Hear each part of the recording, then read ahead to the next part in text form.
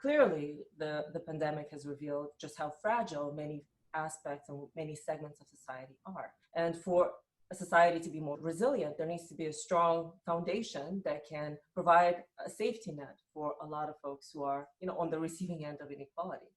And these solutions, they're not unheard of, right? They've happened in the past. For example, following the Great Depression and the impact that that had, there was the creation of the Social Security program, which did create this safety net to some extent and improved the resilience of society. So thinking about solutions that can last for generations and that can improve and strengthen the resilience of not just consumers and citizens today, but also generations in the future is really important. As the next step, it's important to think about not just economic solutions, but to think of solutions that can address inequality along other lines, such as, sick leave protections, right? Or access to broadband connections that can help not just inequality along income lines, but also along geographic lines, urban versus rural areas.